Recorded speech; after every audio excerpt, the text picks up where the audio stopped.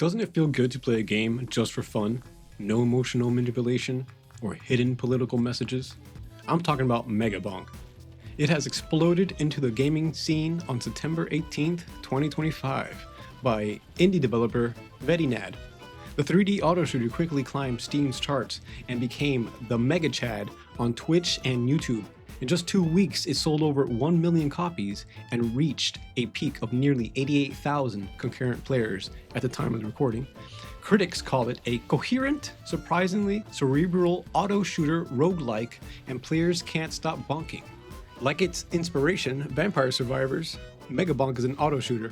Your character attacks automatically while you steer them through hordes of enemies. You collect experience orbs and random upgrades, trying to survive until a boss appears and the run ends. The only direct control you have is movement.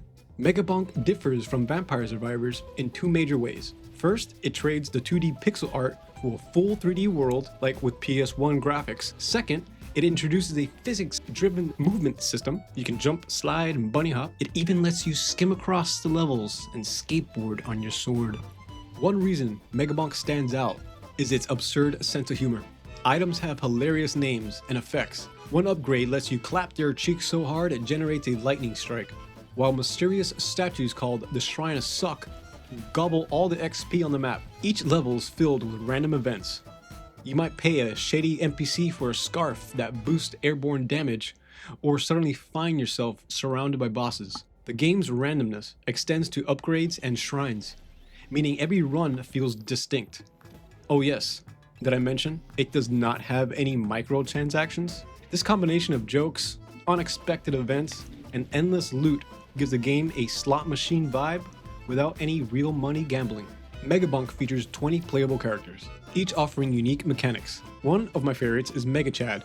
He emits a damaging aura similar to the garlic in Vampire Survivors. Monkey can climb anything and throw boomerang bananas, and would slap the shit out of Donkey Kong. Another character is Skeleton on a skateboard. Each character starts with 2 weapon slots and 2 tome slots, but additional slots unlock over time, allowing you to combine weapons and passive tomes for wild builds. Progression is intentionally slow, but there are loads of unlocks, challenges, modifiers, tiers, and mostly important, characters. But unlocking all of the content takes a while.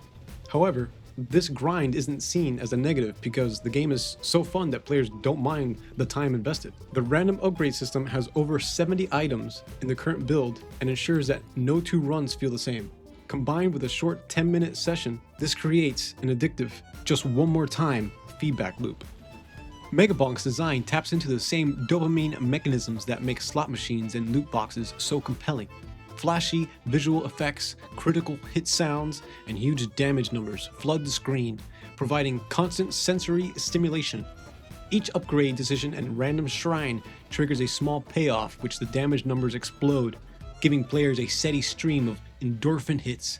Unlike predatory monetization schemes in other games, Megabonk packages this reward loop in a pure gameplay experience. There are no loot boxes or pay-to-win upgrades, only skillful movement and strategic build choices. And strategic build choices determine how long you survive.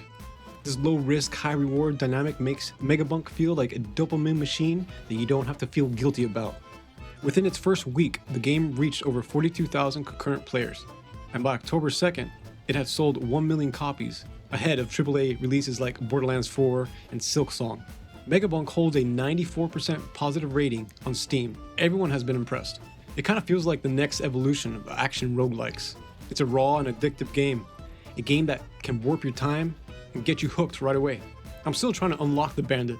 Some players celebrate the game's humor and chaotic energy, while streamers like XQC, Shroud, and Asmongold showcase your wild builds to thousands of viewers.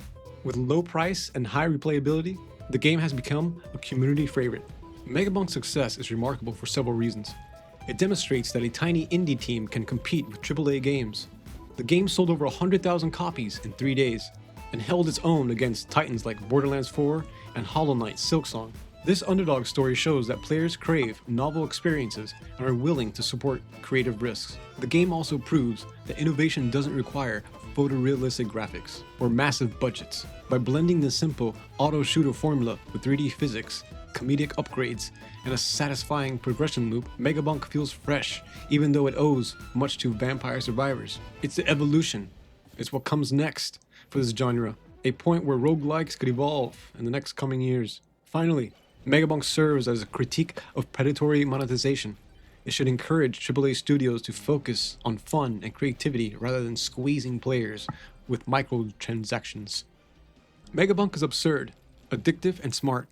It packages a slot machine's dopamine rush into a $10 indie game with no microtransactions, invites you to bunny hop around PS1 style landscapes, and rewards experimentation with endless build possibilities. Critics celebrate its creativity and players can't get enough. Is Megabonk a masterpiece? What it is an emblem of indie ingenuity and a testament to how fun should come first. Megabonk is one of 2025's most important releases. Let me know in the comments if you played the game. What's your craziest build? Do you prefer the skateboarding skeleton or the banana throwing monkey? Please remember to like and subscribe.